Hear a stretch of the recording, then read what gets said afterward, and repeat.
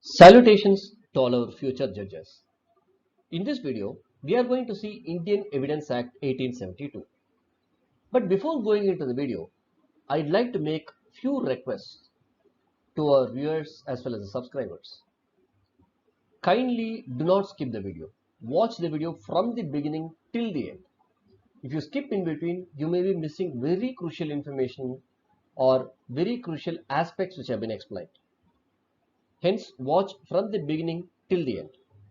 And next request is, please do have a notebook and a pen with you, because various questions which have been asked in Evidence Act in various exams would be mentioned or would be stated. And in addition to this, idea would be given as to how questions could be framed in a particular section. It is very important for you. So you all need to make a note of all these aspects. And in addition to this, some additional illustrations would also be given while teaching the act. Hence, you please make a note of all those additional illustrations as well. They would be of absolute help to you in understanding the particular section. And in addition to this, various ways or techniques would be taught which would help you to remember those sections, or to say some memory techniques would be given. This would be really helpful to you in remembering the sections when you go to the exam. I hope this video would be of absolute and great utility to you. Next, we are moving to part 2 on proof. Chapter 3, facts which need not be proved. Section 56. Fact judicially noticeable need not be proved. Let us try to explain this with an illustration. Try to visualize this illustration. Imagine there is a dispute pertaining to a vehicle which was standing near a shop in a parking lot. So, both the parties who are involved in the case accept the fact that the incident happened in the parking lot.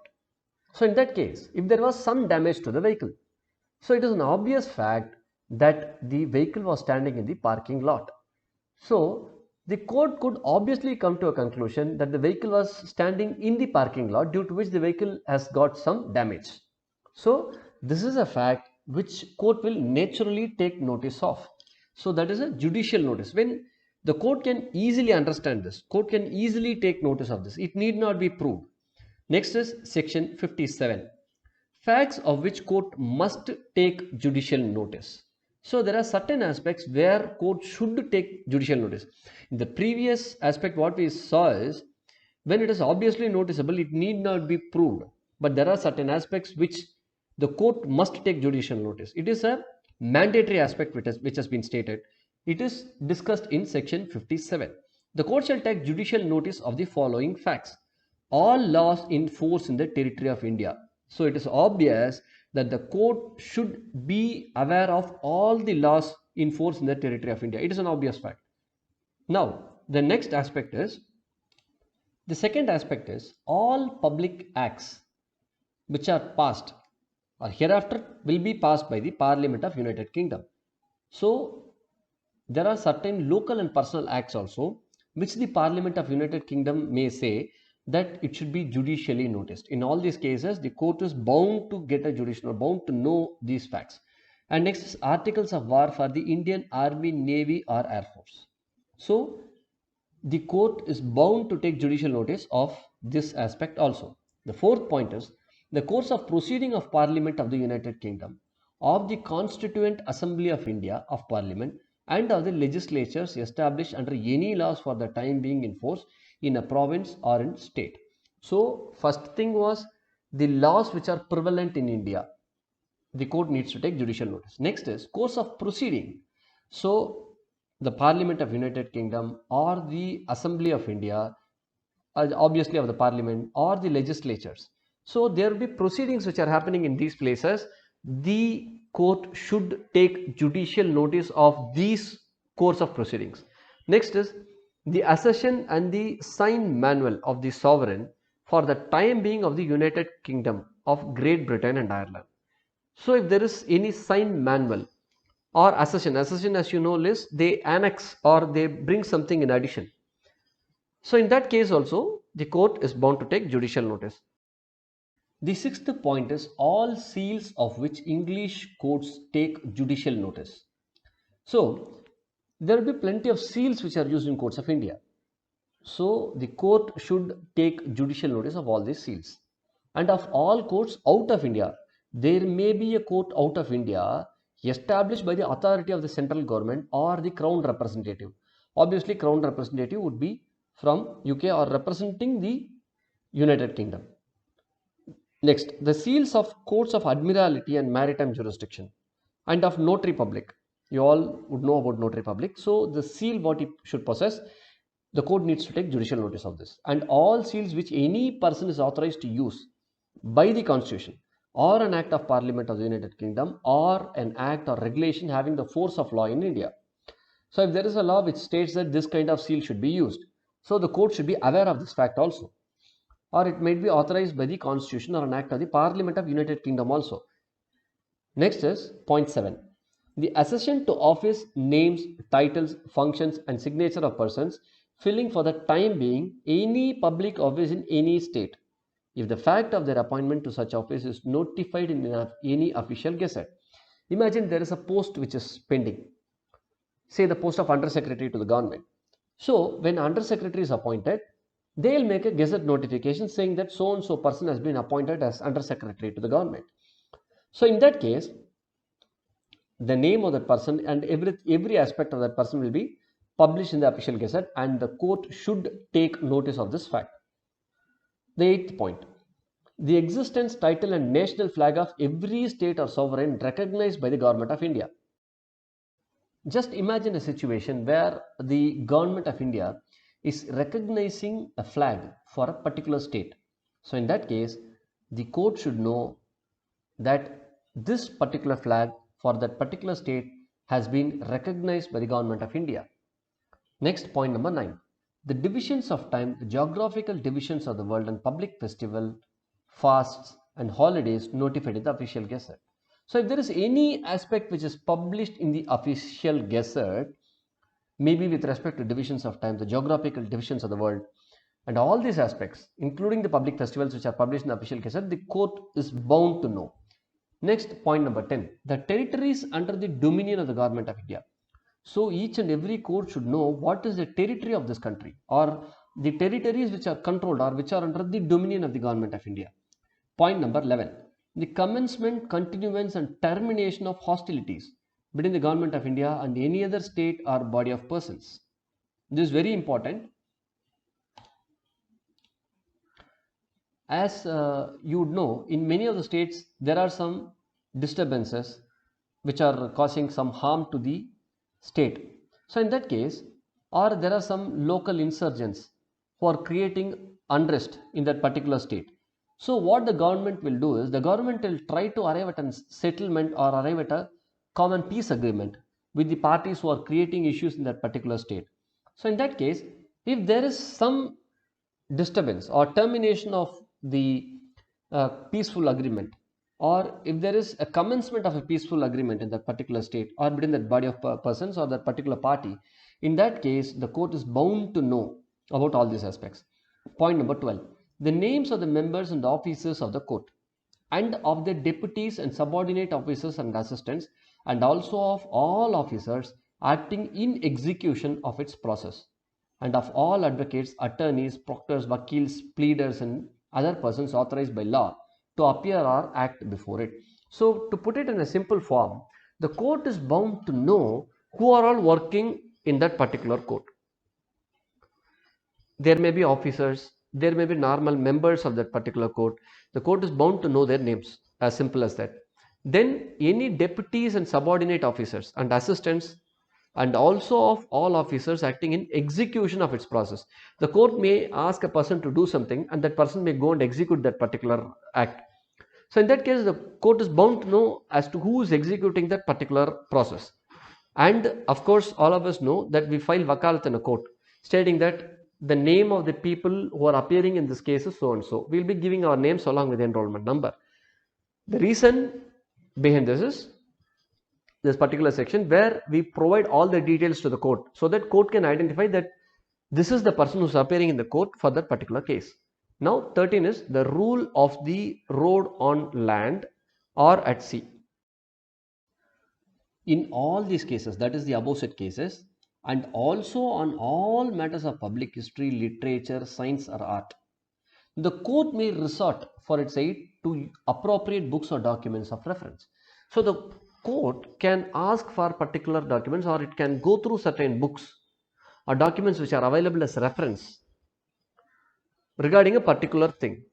Then court can come to a conclusion. If the court is called upon by any person to take judicial notice of any fact, so somebody is coming to the court and saying, please take judicial notice of this particular fact, then in that case it may refuse to do so. Under what situation? Unless and until such person produces any such book or document as it may consider necessary to enable it to do so. So imagine you are going to the court and saying like, please take judicial notice of this particular fact. If you are saying so, you should produce a book or document to prove that particular fact, or to show that this particular fact is falling under the above said facts, where the court should take judicial notice. Unless you provide this book or document for the court will not accept this, or the court will not take judicial notice. That is very important. Now let us move to section 58. Facts admitted need not be proved. It is an obvious fact. If there is a fact and it is being admitted by both the parties, there is no need for proving it because it has been accepted by all the parties.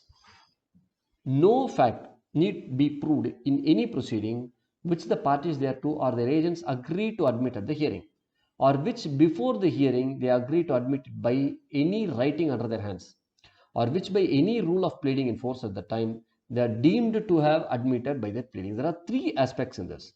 One is proved in any proceeding which the parties thereto agree to admit at the hearing. So there is a hearing which is going on. At the time of hearing, the parties agree that they will admit this fact. One.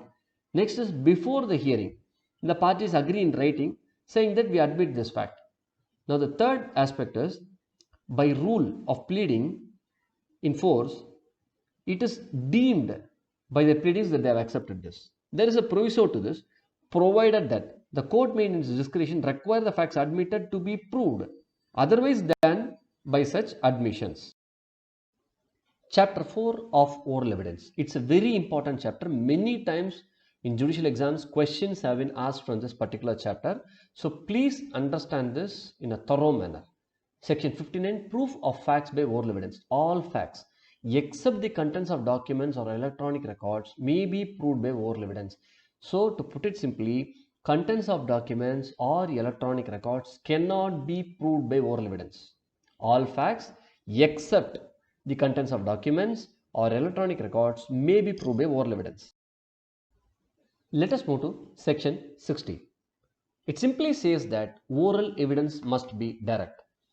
Oral evidence must in all cases whatever be direct. That is to say, if it refers to a fact which could be seen, it must be the evidence of a witness who says he saw it.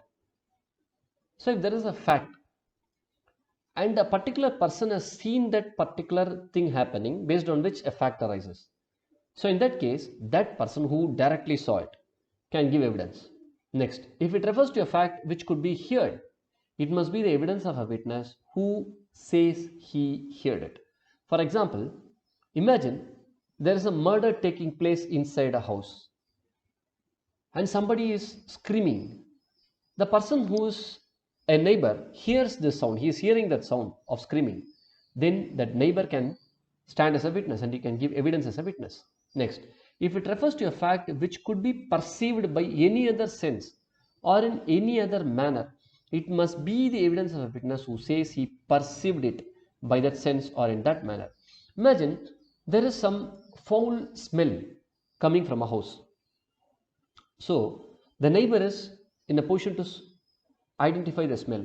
He is getting that foul smell and he could perceive it through his nose. He could really sense it. So what he is saying is, he is going to the police and saying, sir, I'm getting some bad smell from that house. I don't know what it is. You please come and check. So in that case, the police is coming and checking and the case is being filed. In that case, the neighbor who could identify this foul smell, who had perceived this foul smell coming from that house, can stand as a witness. Next, if it refers to an opinion or to the grounds on which that opinion is held, it must be the evidence of a person who holds that opinion on those grounds.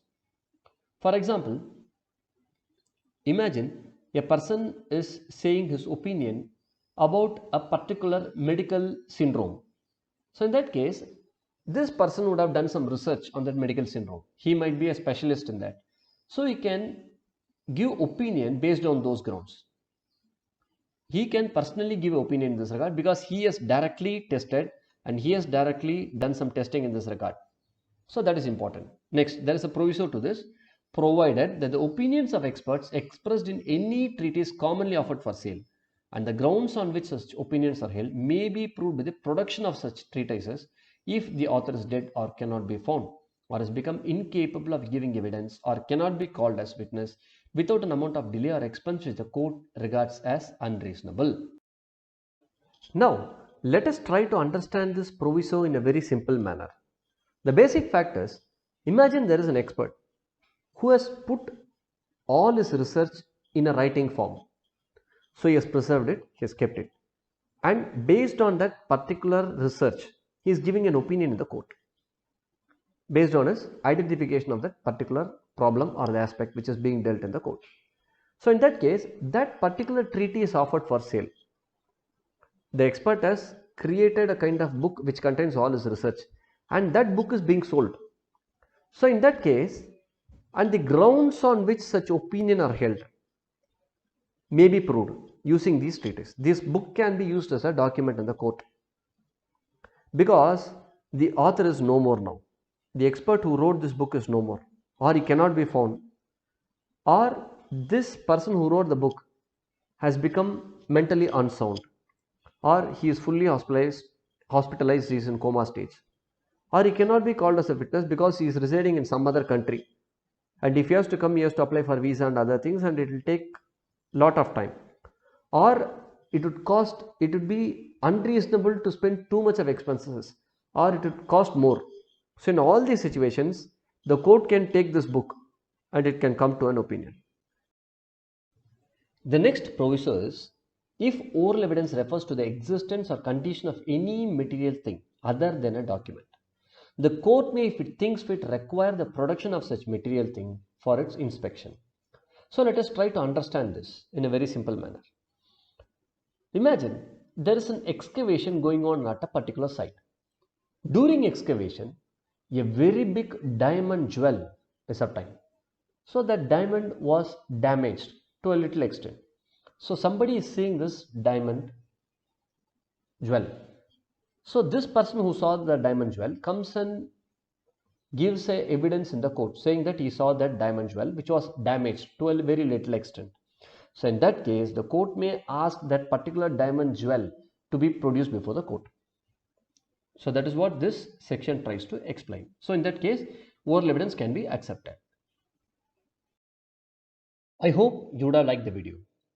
If you like the video, please do press the thumbs up button and do share the video with your friends and motivate them.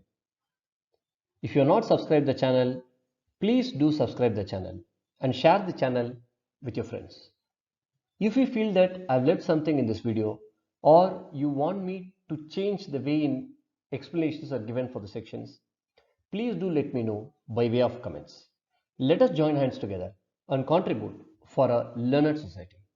Thank you.